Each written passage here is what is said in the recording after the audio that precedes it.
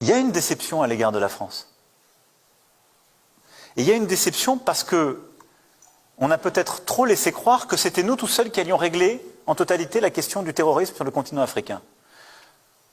Je m'honore du fait que dès 2013, nous ayons joué un rôle qu'aucun autre pays non africain n'a jamais joué. Aucun autre. C'est notre fierté et c'est pourquoi je me mettrai toujours en colère et m'indignerai devant les dirigeants, les journalistes, les opinions publiques qui attaquent la France sur ce sujet. Parce que nos enfants sont morts en Afrique pour lutter contre le terrorisme là-bas. Mais ce n'était pas la France toute seule qui pouvait lutter seule contre le terrorisme sur le continent africain. Et donc là, il y a eu une déception. Mais, parce qu'il y a une forme de malentendu. Si les gouvernements africains ne jouent pas leur rôle, si en quelque sorte ils transfèrent tout à la présence militaire française, on n'y arrivera jamais. Et on a en effet trop laissé s'installer l'idée que la France était responsable de tout. Et donc quand il y a une déception, assez logiquement, les gens viennent vers nous en disant « c'est votre faute ». Non, ce n'est pas notre faute parce que ce n'est pas chez nous. Pour ce qui est de Wagner, c'est un groupe de mercenaires criminels, c'est ainsi qu'il est objectivement qualifié, qui est l'assurance vie des régimes défaillants ou des putschistes, dont le rôle et la finalité est de protéger les régimes défaillants ou les putschistes, et au fond de n'apporter qu'une réponse sécuritaire à ces personnes, et d'avoir des comportements de prédation sur les mines, les ressources premières, voire de violence sur les populations, viol et autres. Tout ce que je dis là a été qualifié par des rapports successifs des Nations Unies et d'ONG. C'est ça le groupe Wagner. Ce n'était pas le rôle de la France d'apporter seule des réponses politiques qui devaient prendre le relais de la réponse militaire. Nous avons pourtant, malgré nous, assumé une responsabilité exorbitante. Cela nous vaut aujourd'hui d'être l'objet par amalgame du rejet qui frappe une classe politique malienne qui a échoué à redresser son pays. Et c'est ce piège qui pourrait, si nous n'y prenons pas garde, se reproduire ailleurs. C'est pourquoi, en aucun cas, je ne laisserai le sacrifice de nos militaires être à nouveau entaché du même amalgame, et en aucun cas, je ne laisserai se reproduire cette situation où, par un engrenage de déresponsabilisation et de substitution, la France devient le bouc émissaire idéal. Demain, notre présence s'inscrira au sein de bases, d'écoles, d'académies qui seront co-gérées, fonctionnant avec des effectifs français, qui demeureront, mais à des niveaux moindres, et des effectifs africains, et qui pourront aussi accueillir, si nos partenaires africains le souhaitent, et à leurs conditions, d'autres partenaires. Conformément aux échanges que j'ai eus ces dernières semaines avec mes homologues, cette transformation débutera dans les prochains mois, sur le principe même de la co-construction, avec une diminution visible de nos effectifs, et de manière concomitante, une montée en puissance de la présence dans ces bases de nos partenaires africains. Elle suppose que nos partenaires africains formulent très clairement leurs besoins militaires et sécuritaires. Qu'ensuite nous accroissions notre offre de formation, d'accompagnement, d'équipement au meilleur niveau. Et ce partenariat nous permettra ainsi de bâtir un nouveau modèle d'intimité et d'imbrication entre nos armées qui se traduira par un effort accru de la France en matière, comme je le disais, de formation et d'équipement. Nous devons aussi aller au bout de cette transformation parce que nous avons des intérêts à défendre. Et je pense que quand on parle d'Afrique, il faut le dire clairement parce que ça va beaucoup mieux en le disant. On ne va pas faire le bien commun. On a des défis communs. Le changement climatique, c'est un défi commun. Essayer que la jeunesse africaine trouve un avenir, je dirais que c'est un défi commun, parce que ce sera aussi notre problème si on n'y arrive pas. Mais on va défendre des intérêts.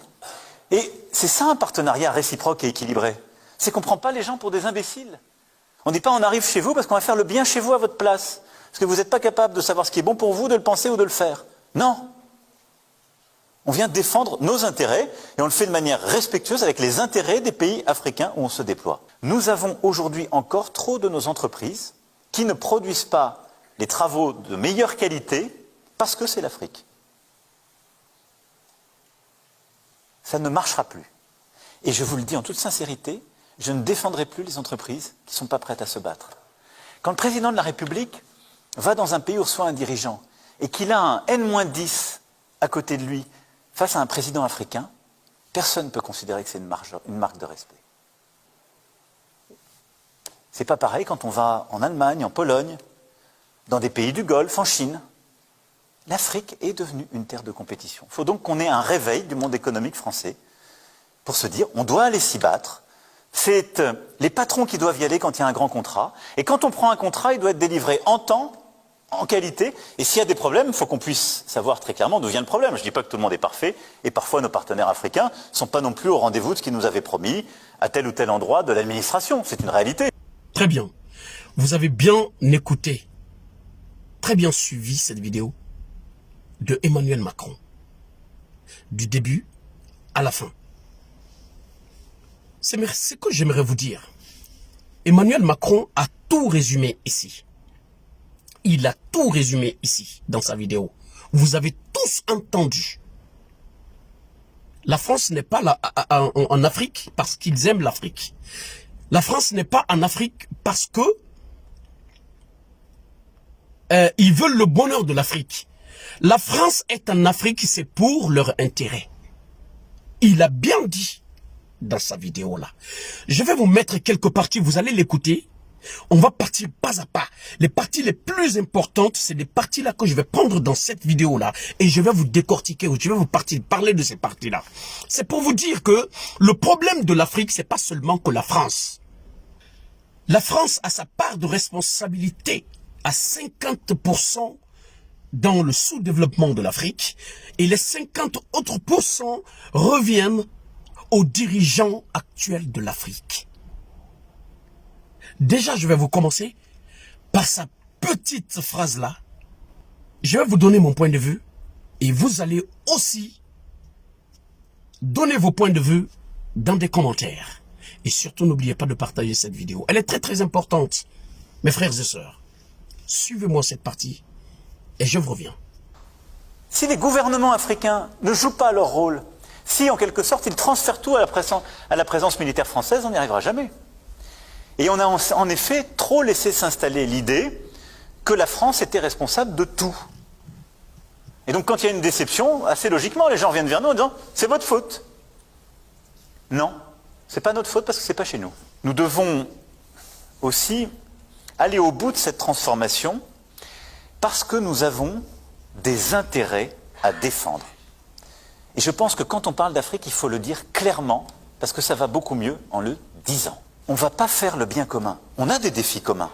Le changement climatique, c'est un défi commun. Essayer que la jeunesse africaine trouve un avenir, je dirais que c'est un défi commun, parce que ce sera aussi notre problème si on n'y arrive pas. Mais on va défendre des intérêts. Et c'est ça un partenariat réciproque et équilibré. C'est qu'on ne prend pas les gens pour des imbéciles. On ne dit pas on arrive chez vous parce qu'on va faire le bien chez vous à votre place. Parce que vous n'êtes pas capable de savoir ce qui est bon pour vous, de le penser ou de le faire. Non. Très bien. Vous avez encore écouté Monsieur Emmanuel Macron. C'est pour vous dire que lui, il est là. Il ne vient... C'est-à-dire, il n'est pas là pour aider, pour dire aux Africains ce qu'ils doivent faire pour leur continent, ce qu'ils doivent faire pour leur pays. Il est là pour son pays. Si les dirigeants africains ne savent pas ce qu'il faut faire pour leur continent, ce qu'il faut faire pour leur pays, pour leur population, que c'est pas à lui de venir dire aux dirigeants africains de faire ce qu'il doit faire. Mais il a parfaitement raison. Est-ce que quand Emmanuel Macron parle, vous voyez des dirigeants africains qui se lèvent pour dire non, c'est que Emmanuel Macron est en train de dire là, que c'est pas vrai? Est-ce que vous voyez un dirigeant africain, un président africain qui va se lever et contrer le dire d'Emmanuel Macron? Personne ne le fait. Pourquoi? Parce que c'est des marionnettes de la France. Ils ont tous été élus par la France. Le problème de l'Afrique n'est pas seulement, ne se situe pas seulement à la France. C'est pas à 100% la faute de la France. 50% de la France et 50% de nos dirigeants. C'est ce qu'il faut comprendre. En plus, Emmanuel Macron donne une leçon de morale à nos dirigeants africains. Ils n'ont même pas honte. Emmanuel Macron dit qu'il ne peut pas venir en Afrique faire du bien à leur place. Il a parfaitement raison. Ça, c'est une leçon de morale qui doit baisser la tête de tous ces dirigeants africains-là.